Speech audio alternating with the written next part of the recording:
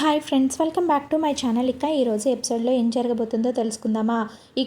ఇదిగో ఇతను ఎవరో తెలుసా మీకు అంటూ దక్షిణామూర్తిని అక్కడికి వచ్చిన మిగతా రెస్టారెంట్ ఓనర్లందరూ కూడా పరిచయం చేస్తూ ఉంటారు. అది చూసిన శివనారాయణ ఒక్కసారిగా షాక్ అయిపోతూ ఉంటాడు. దక్షిణామూర్తి అయితే నవ్వుకుంటూ లోపలికి వచ్చి, నన్ను నేను పరిచయం చేసుకుంటానులేండి, సిటీలో కొత్తగా బ్రాంచులు ఓపెన్ చేశాను, ముఖ్యంగా మీ బ్రాంచులకు పోటీగా అని అంటూ ఉంటాడు దక్షిణామూర్తి. దాంతో శివనారాయణకి ఒళ్ళు మండిపోతూ ఉంటుంది. అది విన్న దీపా కార్తీకులు ఇద్దరు కూడా ఒకరి ముఖాలొకరు చూసుకుంటూ, అంటే యుద్ధం మొదలైందనమాట, కురుక్షేత్రమే అని చెప్పి ఇద్దరు అనుకుంటూ ఉంటారు. దక్షిణాది వంటలు చేయడంలో మా దగ్గర తిరుగులేని చెఫ్లున్నారు. మా గురించి మేము జనాలకి చెప్పుకోవడానికి ఇంతకు మించిన ప్లాట్ఫామ్ మాకు దొరకదు కదా, అందుకే మేము మీతో పోటీ పడాలని నిర్ణయించుకున్నా అని చెప్పి దక్షిణామూర్తి సూటిగా శివనారాయణ కళ్ళల్లోకి చూస్తూ చెప్పడంతో ఆ మాటలు విన్న శివనారాయణ అయితే ఒక్కసారిగా షాక్ అయిపోతూ ఉంటారు. ప్రతిసారి మీరే గెలుస్తారంట కదా అని చెప్పి దక్షిణామూర్తి అనడంతో, గెలుపు మాకు కొత్త కాదు, మాపై మాకున్న నమ్మకమే మమ్మల్ని గెలిపిస్తుంది అని చెప్పి శివనారాయణ కూడా ఎక్కడా తగ్గకుండా దక్షిణామూర్తికి ధీటుగా సమాధానం చెప్తూ ఉంటాడు. సరే చూద్దాం, ఈసారి మీకు గట్టి పోటీ తప్పదు, గాలి మా వైపు వీస్తుంది. మా రెస్టారెంట్లు కొత్తవే, కానీ వ్యాపారానికి మేమేం కొత్త కాదు, మీలాంటి వాళ్ళతో పోటీ పడితే అదే కూడా గెలిపే కదా అని చెప్పి దక్షిణామూర్తి అయితే చాలా సౌమ్యంగా మాట్లాడుతూ ఉంటాడు. ఆ మాటతో శివనారాయణలో ఆలోచన అయితే మొదలవుతుంది. దక్షిణామూర్తి నాతో పోటీ పడుతున్నాడేంటి, ఏంటి అతని ధైర్యం అని చెప్పి అనుకుంటూ ఉంటాడు. వెంటనే దక్షిణామూర్తి చుట్టూ వెతుకుతుండగా గమనించిన శివనారాయణకి, సూరజ్ గురించేనా, ఇతను ఖచ్చితంగా సూరజ్ మనిషేనా, లేకపోతే సూరజే ఇతని మనిషా అని చెప్పి ఆలోచనలో పడిపోతాడు శివనారాయణ. వెంటనే శివనారాయణ ఆలోచించకుండా, కార్తీక్ నువ్వు వెళ్ళి సూరజ్ని తీసుకొని రా అని చెప్పి అనడంతో ఆ మాటలు విన్న కార్తీక్ అయితే సూరజ్ని తీసుకొని వచ్చి అక్కడ నిలబెడుతూ ఉంటారు.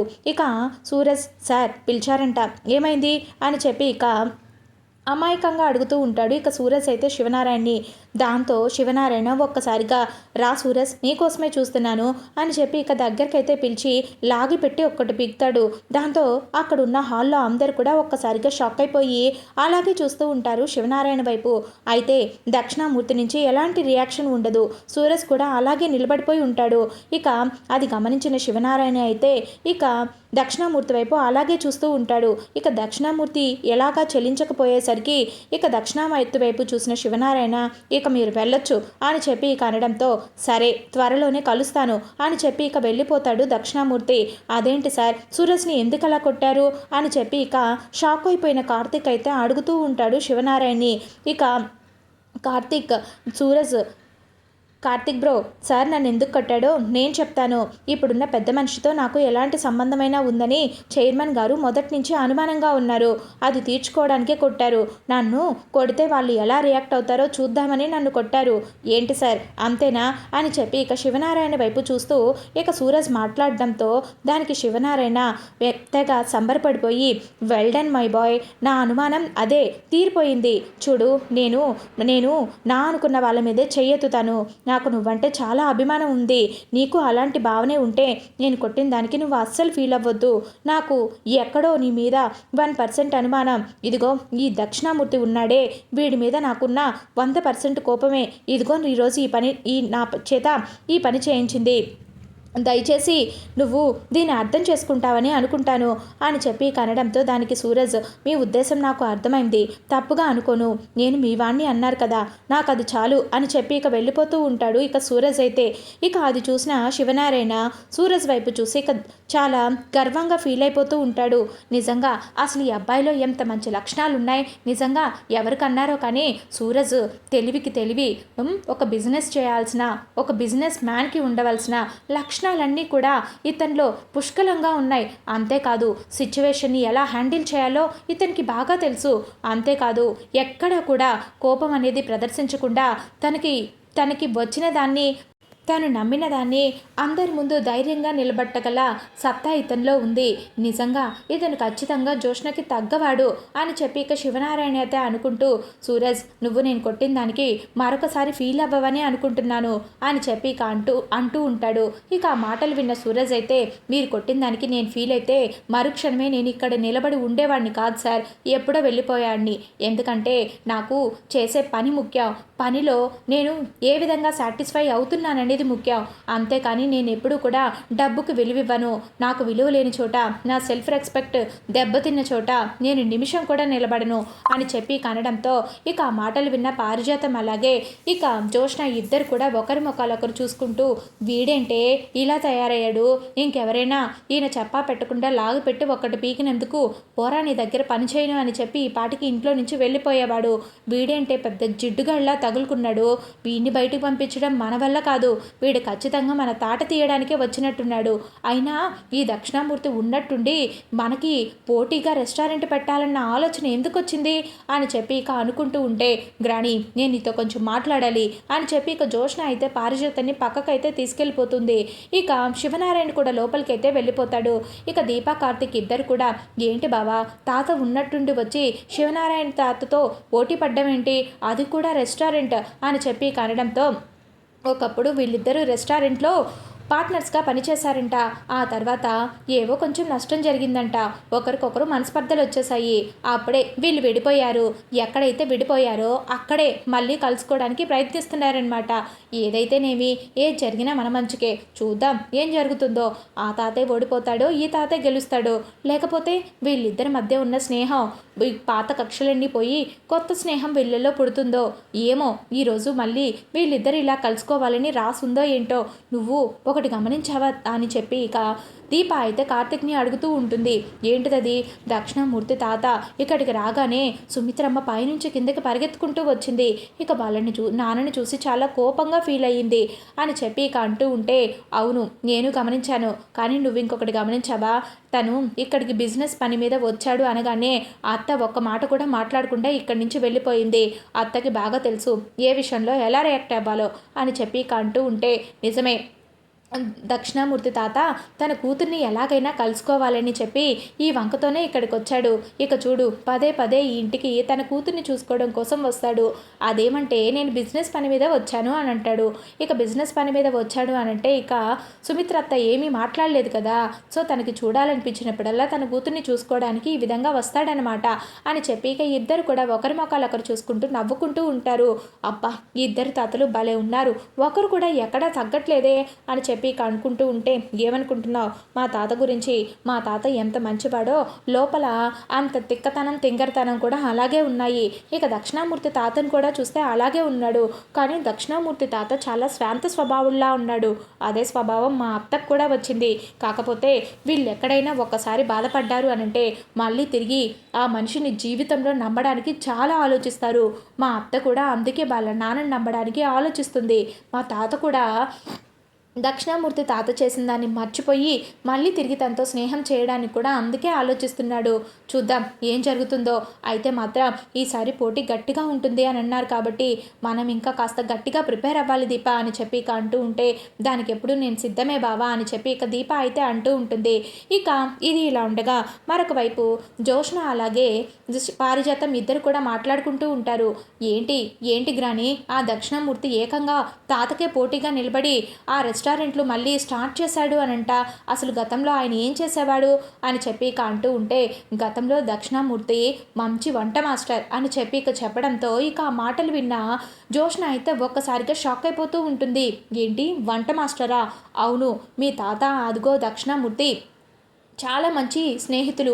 మీ తాత దక్షిణామూర్తి వంట అంటే చెవి కోసేసుకునేవాడు. అందుకనే అతన్ని తీసుకొని ఒక మంచి రెస్టారెంట్ పెట్టి అతన్ని చెఫ్గా అక్కడ ఉంచి మీ తాత బిజినెస్ చేయడం ప్రారంభించాడు. అక్కడ అనుకోకుండా వేరొక వాళ్ళ ద్వారా ఈ దక్షిణామూర్తి అంతా కూడా వచ్చిన లాభాన్నంతా తినేసి మీ తాతకి మొండి చేయి చూపించాడు. అంటే దొంగ లెక్కలు రాయించాడనమాట. ఆ తర్వాత ఏముంది, మీ తాతకి నిజం తెలిసిపోయింది. ఆ తర్వాత దక్షిణామూర్తిని వెళ్ళే చెప్పేశాడు. ఇక ఏముంది, అసలే దక్షిణామూర్తికి కాస్త చాదస్తం ఎక్కువ. అందుకే పోరా, నువ్వు కాకపోతే ఇంకా నాకు హోటల్లే లేవనుకుంటున్నావా? నువ్వు కాకపోతే నాకు పని చేయడానికి ఇంకే హోటళ్ళు లేవనుకుంటున్నావా అని చెప్పి ఇక కోపంగా అక్కడి నుంచి వెళ్ళిపోయాడు. అలా వీళ్ళిద్దరి స్నేహం చెడిపోయింది అని చెప్పి ఇక పారిజాతం అయితే జరిగిందంతా కూడా చెప్తూ ఉంటుంది. అయితే ఇదంతా విన్న జోష్న, గ్రాని ఇదంతా నిజమేనా, నిజంగా ఇదే జరిగిందా అని చెప్పి ఇక అంటూ ఉంటే, నాకు తెలిసిన దాని ప్రకారం ఇదే జరిగింది, ఎందుకంటే అప్పుడు నేనంతా ఇక్కడే ఉన్నాను కదా అని చెప్పి ఇక పారిజాతం అనడంతో, సరే ఈసారికి నీ మాట వింటున్నాను, కానీ తాత అక్కడ సూరజ్ని ఎందుకు కొట్టినట్టు, నిజంగా సూరజ్ అతని మనిషేనా అని చెప్పి ఇక అంటూ ఉంటే, ఏమోనే, ఆ సూరజ్ వాళ్ళ మనిషో కాదో నాకు తెలీదు, కానీ ఆ సూరజ్ గాడు మాత్రం చాలా ప్రమాదం.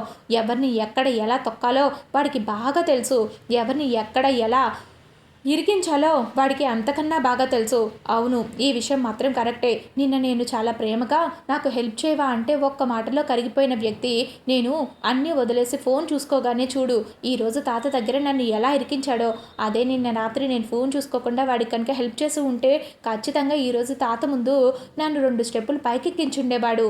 వీడిని చాలా జాగ్రత్తగా డీల్ చేయాలి, వీడికి బాగా ఈగో ఎక్కువ, ఆ ఈగోతోనే కొట్టాలి అని చెప్పి ఇక జోష్న అంటూ ఉంటే, ఏమైనా సరే ఆ మాయల మాంత్రికుడి కాడికి కాస్త దూరంగా ఉండవే, ఏదైనా చేయగలడు అని చెప్పి ఇక అనుకుంటూ ఉంటుంది ఇక పారిజాతం అలాగే జోష్న ఇద్దరు కూడా. ఇక ఇది ఇలా ఉండగా ఇక రాత్రి అయితే అవుతుంది. అందరూ కూడా ఆఫీస్ నుంచి ఇంటికైతే వస్తారు. ఇక సూరజ్ కూడా ఇంటికి వచ్చి ఇక ఉదయం జరిగిన దాన్నే తలుచుకుంటూ ఇక బెడ్ మీద పడుకొని అలా ఆలోచిస్తూ ఉంటాడు. నిజంగా శివనారాయణకి నా మీద అనుమానం వచ్చింది అంటే ఇతను తాత కన్నా చాలా తెలివైనవాడు, ఇతన్ని నేను దక్షిణామూర్తి గారి మనవడు అని తెలిసాను అనంటే నిజంగా ఈ క్షణమే నన్ను బయటికి పంపించేస్తాడు. కానీ అలా తెలియడానికి వీల్లేదు. నేను ఇక్కడికి వచ్చింది దక్షిణామూర్తి మనవడిగా కాదు, వీళ్ళిద్దరిని కలపడానికి మాత్రమే వచ్చాను. ఇది అతనికి నేను ఎలా చెప్పాలి? కేవలం తన మనిషిని నేను అన్న అనుమానం వచ్చినందుకే తను ఈరోజు నన్ను చాచిపెట్టి లాగిపెట్టి 2 పీకాడు. అది అలాంటిది నేను నిజంగా తన మనిషే అని తన మనవడినే అని తెలిస్తే నన్ను ఖచ్చితంగా ఇంట్లో ఒక్క నిమిషం కూడా నిలబడినీడు. ఈలోపే జరగాల్సినవన్నీ జరిగిపోవాలి. ఎలాగైనా సరే నేను జోష్నని పెళ్లి చేసుకొని మా ఇంటికి తీసుకువెళ్ళాలి, మా అత్తని ఆ ఇంటి గడప తొక్కేలా చేయాలి. అందుకోసమే నేను ఇక్కడికి వచ్చాను. ఆ విషయం వీళ్ళకి అర్థమయ్యేలాగా ఎలా చెప్పాలి? ఒకవేళ నేను చెప్తే వీళ్ళు అర్థం చేసుకుంటారా? ఏది ఏమైనా సరే నేను దక్షిణామూర్తి మనవడిని అని తెలిసే కంటే ముందు నేను అనుకున్నవన్నీ జరిగిపోవాల్సిందే. అప్పుడు ఖచ్చితంగా జోష్న కోసమైన వాళ్ళు ఆ ఇంటి గడప తొక్కుతారు అని చెప్పి ఇక సూరజ్ అయితే అనుకుంటూ ఉంటారు. ఇంతలో తలుపు మోగిన శబ్దం వినబడటంతో, ఇదేంటి రాత్రి 11:30 అవుతుంది, ఈ టైంలో ఎవరు వచ్చుంటారు? మొన్నట్లాగా పారిజాతం మళ్ళీ ఏమైనా ప్లాన్ చేసిందా అని చెప్పి ఇక అనుకుంటూ ఇక తలుపు డోర్ ఓపెన్ చేయకుండా కిటికీ డోర్ అయితే ఓపెన్ చేస్తాడు. ఇక కిటికీ డోర్లో చూడగానే ఇక సూరజ్ అయితే ఒక్కసారిగా షాక్ అయిపోతూ ఉంటాడు. తాత నువ్వా అని చెప్పి ఇక అనుకుంటూ ఇక తొందరగా వచ్చి డోర్ అయితే ఓపెన్ చేస్తాడు. ఏంటి తాత నువ్వు ఈ టైంలో అని చెప్పి ఇక అనుకుంటూ ఉండగానే, ఏంట్రా ఏంటి అని చెప్పి ఇక దక్షిణామూర్తి అయితే ఒక్కసారిగా వచ్చి ఇక సూరజ్ని అయితే కౌగులించుకొని ఏడుస్తూ ఉంటాడు. తాత ప్లీజ్ తాత, అయినా నీకు చెప్పాను కదా నువ్వు ఇక్కడికి రావద్దు, నిన్ను ఇక్కడ ఎవరైనా ఇలా చూశారు అంటే ఖచ్చితంగా వాళ్ళకి మన మీద అనుమానం వస్తుంది, అప్పుడు మొదటికే మనకి మోసం వస్తుంది, అందుకే నేను మొదటి నుంచి నేను చెప్తానే ఉన్నాను అని చెప్పి అంటూ ఉంటే, ఒరే సూరజ్, నిన్ను ఎంత అల్లారు ముద్దుగా పెంచుకున్నానురా, ఏనాడైనా నేను నిన్ను ఒక్క మాటైనా అన్నానా, ఒక్క దెబ్బైనా కొట్టానా? అలాంటిది ఈరోజు ఆ శివనారాయణ గారు నా ముందే నిన్ను అలా చాచిపెట్టి కొట్టేసరికి నా ప్రాణం చచ్చిపోయిందిరా అక్కడే అని చెప్పి అంటూ ఉంటే, నాకు తెలుసు తాత అని చెప్పి ఇక సూరజ్ కూడా చెప్తూ ఉంటాడు. ఒరేయ్ నా వల్లే కదా, ఈ ముసలి తాత వల్లే కదా నీకు ఇన్ని కష్టాలు, పొద్దురా నీకు ఇన్ని కష్టాలు వద్దు, రారా మనం వెళ్ళిపోదా, వస్తే వస్తాడు పోతే పోతాడు, నాకు వాడికన్నా నువ్వే ముఖ్యం రా, నేను నిన్ను ఇబ్బంది పెట్టలేనురా, ఇక్కడ ఇంత చిన్న ఇంట్లో తిండి వండుకోలేక తినలేక నువ్వు ఎన్ని కష్టాలు పడుతున్నావో నాకు తెలుసురా, వద్దురా, అక్కడ మీ అమ్మ కూడా నీకోసం ఇంకా నువ్వు ఫారెన్లో చదువుకుంటున్నావనే నీకోసం ఎప్పుడు వస్తావా అని ఎదురు చూస్తూ ఉంది. మీ నాన్నకు కనుక ఈ విషయాలన్నీ తెలిసాయి అని అంటే ఖచ్చితంగా నన్ను ఏదో ఒకటి అంటాడు, వద్దురా రారా వెళ్ళిపోదా అని చెప్పి కనడంతో, తాత మనం యుద్ధంలోకి దిగేసాం, ఇప్పుడు మనం గెలిచినా ఓడినా మనకి సంబంధం లేకపోయినప్పటికీ కూడా ఆట చివరి వరకు, యుద్ధం చివరి వరకు గెలిస్తేనే మనం గెలుస్తామో అనేది వదిలేసి ఇప్పుడు మధ్యలోనే నన్ను తోక ముడుచుకొని పారిపోమ్మంటావా అని చెప్పి ఇక అంటూ ఉంటే, ఒరేయ్ ఆ శివనారాయణ మూర్ఖుడ్రా, నేను చెయ్యని దానికి నేనే చేశాను అని చెప్పి వాడికి ఏదో ఒకటి అనిపించింది ఊహించేసుకొని నన్ను దూరం పెట్టాడు. నిజంగా చెప్పాలి అనంటే దానికి నేను ఎంత మాత్రం బాధ్యుని కాదు. కాకపోతే ఒకటి మాత్రం నిజం, నా కూతుర్ని వాడి కోడలుగా చేసుకొని నా కూతుర్ని నాకు కాకుండా చేశాడు. నేను అల్లారు ముద్దుగా గుండెల మీద పెట్టి పెంచుకున్న నా కూతుర్ని నేను చచ్చిపోబోయేలోపు ఒక్కసారైనా సరే కల్లారా దాన్ని చూసి నోరారా నాన్న అని పిలిపించుకొని చచ్చిపోవాలనుకున్నాను. కానీ దానికోసం నువ్విలా ఇంత కష్టపడుతుంటే నేను చూస్తూ భరించలేనురా అని చెప్పి ఇక దక్షిణామూర్తి అయితే సూరజ్తో అంటూ ఉంటే, చూడు తాత, నేను నీ కష్టం చూశాను, నీ బాధను చూశాను కాబట్టే నీకోసం నేను ఏదైనా చేయాలనే ఇంత దూరం వచ్చాను. చూడు, నేను ఖచ్చితంగా మీ ఇద్దరిని కలుపుతాను, అత్తని ఇక్కడికి తీసుకొస్తాను అని నేను నీకు మాట ఇవ్వలేను. కానీ నేనేం చేయగలను అన్నీ చేయాలి. అప్పుడు మాత్రమే నేను చేయాల్సిందంతా చేశాను, కానీ నాకు విజయం దక్కలేదు అని అప్పుడు నా అంతట నాకు అనిపించిన రోజు నువ్వు పిలవకుండానే నేను ఈ ఇంటి గడప తొక్కుతాను. అంతవరకు నువ్వు ఈ ఇంటి గడప తొక్కొద్దు. ఎందుకంటే ఈ పారిజాతం గారు చాలా డేంజర్, జోష్న అంతకన్నా డేంజర్. వీళ్ళు కనుక మనల్ని చూశారు అని అంటే ఎలాగైనా సరే మన ఇద్దరిని ఖచ్చితంగా వాళ్ళ ముందు ఇరికించేస్తారు. అప్పుడు ఖచ్చితంగా మనం అనుకున్నవన్నీ కూడా ఫెయిల్ అయిపోతాయి అని చెప్పి కనడంతో అసలు ఈ ఇంటికి వండే ఆ పారిజాతాన్ని కనుక వాడు పెళ్లి చేసుకోం కనుక ఉండకపోతే ఈరోజు నా కుటుంబం వేరేలా ఉండేది. అసలు మేమిద్దరం విడిపోవడానికి కారణం కూడా ఆ పారిజాతమే. ముందు దాన్ని ఇంట్లో నుంచి బయటకు గెంటేసాయి అని చెప్పి కనడంతో అందుకే ఈ ఇంట్లో నుంచి బయటకు గెంటేస్తే బయటకు వెళ్ళిపోయిన తర్వాత మీ ఇద్దరిని ఇంకా దూరంగా ఎలా నెట్టేయాలి అని చెప్పి ఆలోచిస్తారు. అందుకే నేను ఇప్పుడు ఏం చేశానో తెలుసా? ఏం చేసావురా? దొంగ చేతికే తాళాలు ఇచ్చాను. అంటే పారిజాతం గారు 25 సంవత్సరాల క్రితం ఇంట్లో ఏ విధంగా ఉండేవాళ్ళో నాతో పెట్టుకున్నందుకు ఆవిడ్ని ఇప్పుడు అదే స్థాయికి తీసుకొచ్చాను అని చెప్పి కనడంతో, అంటే పారిజాతం గారు ఇప్పుడు శివనారాయణ భారీగా ఉండట్లేదు, ఆ ఇంట్లో పాత పని మనిషి పారిజాతంగా బతుకుతున్నారు అని చెప్పి ఇక చెప్పడంతో, బాగా చేసావు, దానికి తిక్క కుదిరింది. అది మొదటి నుంచి కూడా చాలా కన్నింగ్ మెంటాలిటీ. అంతేకాదు నువ్వు సుమిత్రని ఎప్పుడు కూడా దాసుగాడికి ఇచ్చి చేయాలనే చూసేది. అది గమనించిన నేను ఎప్పుడు కూడా దాన్ని అరుస్తూనే ఉండేవాళ్ళు. ఇదంతా కడుపులో పెట్టుకొని ఇదంతా చేసింది. అంతేకాదు సుమిత్ర, దశరథ ఇద్దరు కూడా ఒకరినొకరు ఇష్టపడుతున్నారని తెలిసిన తర్వాత మీ రెండు కుటుంబాలని ఎలాగైనా దూరం చేయాలనే ఇదంతా చేసింది ఈ పాపిష్టిది. దాన్ని మాత్రం వదిలిపెట్టద్దు. అంతకు అంతా అది అనుభవించేలా చేయాలి. ఇన్ని రోజులు నా ప్రాణ స్నేహితుడికి నేను దూరంగా ఉండి పడ్డ నరక యాతన అంతా కూడా దాని నోటితోనే నిజం చెప్పించాలి. అది నీ చేతుల్లోనే ఉంది. ఒరేయ్, ఈ ఆఖరి వయసులో ఈ తాత మనసుని అర్థం చేసుకొని ఇంత సాహసం చేస్తున్న నిన్ను ఈ మెచ్చుకోవాలో లేకపోతే నా కోసం ఇంత కష్టపడుతున్న నిన్ను చూసి బాధపడాలో నాకు అర్థం కావట్లేదురా అని చెప్పి ఇక దక్షిణామూర్తి అయితే సూరజ్ని కౌగిలించుకొని ఇక బాధపడిపోతూ ఉంటాడు. ఇక ఇదంతా కూడా కిటికీలో నుంచి వినేస్తూ ఉంటుంది పారిజాతం. ఇక అది గమనించని సూరజ్ అలాగే దక్షిణామూర్తి ఇద్దరు కూడా మాట్లాడుకుంటూ ఉంటారు. ఇక లోపల అమ్మ దక్షిణామూర్తి కడుపులో ఇంత కుట్రను పెట్టుకుని నేను చేసిన 25 సంవత్సరాల క్రితం నా కుట్రలన్నీ బయట పెట్టడానికి, నా గతాన్ని మళ్ళీ తోడి బిల్లు ముందు పరిచడానికే కదా నువ్వు ఇక్కడికి వచ్చావు. నీ గురించి మొత్తం నాకు తెలిసిపోయిందిరా. ఇప్పుడు వెళ్ళి చూడు. నేను కనుక శివనారాయణ కనుక చెప్పాను అని అంటే నిన్ను ఖచ్చితంగా ఇక్కడే నించున్న చోటే గొయ్యి తీసి పాతేస్తాడు. శివనారాయణ కోపం రౌద్రం గురించి నీకు తెలియంది కాదు కదా. ఉండు, నీ సంగతి చెప్తాను అని చెప్పి ఇక పారిజాతం అయితే పరిగెత్తుకుంటూ లోపలికైతే వెళ్తూ ఉంటుంది. ఇక అనుకోకుండా అక్కడ వాటర్ ఉండడంతో ఇక చూసుకొని పారిజాతం ఒక్కసారిగా ఆ వాటర్ మీద కాలు వేయడంతో ఇక వెంటనే కాలు జారి కింద పడిపోయి ఇక అమ్మ అని చెప్పి ఇక పెద్దగా అరుస్తూ ఉంటుంది. ఇక అది విన్న సూరజ్ అలాగే దక్షిణామూర్తి ఇద్దరు కూడా ఒక్కసారిగా షాక్ అయిపోతూ ఉంటారు. ఇదేంటి ఇంత పెద్ద సౌండ్ వచ్చింది, అది కూడా ఇక్కడే, ఎవరై ఉంటారు? తాత, ఎవరో మనల్ని గమనిస్తున్నట్టున్నారు, నువ్వు ఖచ్చితంగా వెంటనే ఇక్కడి నుంచి వెళ్ళిపో, ఇంకొకసారి నీకు నీకు రావాలి అనిపిస్తే నాకు ఒక మాట చెప్పినప్పుడు మాత్రమే నువ్వు రా. అప్పటి వరకు నువ్వు నన్ను చూడాలని కానీ నన్ను కలవాలని మాత్రం అనుకోవద్దు. విషయం చాలా దూరం వెళ్తుంది. నువ్వు జాగ్రత్తగా ఇక్కడి నుంచి వెనక వైపు నుంచి ఇంకొక డోర్ ఉంది, అటువైపు నుంచి వెళ్ళిపో. ముందుకు వెళ్ళి అసలు ఎవరు పడ్డారో ఎందుకు ఇలా అరుస్తున్నారో నేను వెళ్ళి చూస్తాను అని చెప్పి ఇక దక్షిణామూర్తిని అయితే పంపించేసి ఇక సూరజ్ అయితే ముందు గేటు నుంచి ఇక డోర్ ఓపెన్ చేసుకొని బయటకైతే వచ్చేసరికి ఇక పారిజాతం మాత్రం ఇక ఆ వాటర్ మొడుగులో పడిపోయి ఇక లేవలేక బాధపడుతూ ఉంటుంది. ఇక అది చూసిన సూరజ్ అయితే అనుకున్నాను ఆ దొంగ పిల్లి మీరే అయి ఉంటారు అని. ఖచ్చితంగా మీకు ఇదిలా జరగాల్సిందే. అంటే ఇప్పుడు ఇక్కడ జరిగిందంతా కూడా మీరు వినేశారనమాట, చూసేశారు. ఇప్పుడు అది శివనారాయణ గారికి ఎలాగైనా సరే మోసుకొని వెళ్ళి మా ఇద్దరిని రెడీగా హ్యాండెడ్గా పంపించాలి అని చెప్పి చూసావు. దానికి ప్రకృతి కూడా సహకరించలేదు. థ్యాంక్స్ గాడ్, నువ్వు ఎంత మంచి పని చేశావో అది కేవలం నీకు మాత్రమే తెలుసు. అయినా ఇన్ని సంవత్సరాల తర్వాత వీళ్ళు ఖచ్చితంగా కలవాలని నీకు కూడా అనిపిస్తున్నట్టుంది.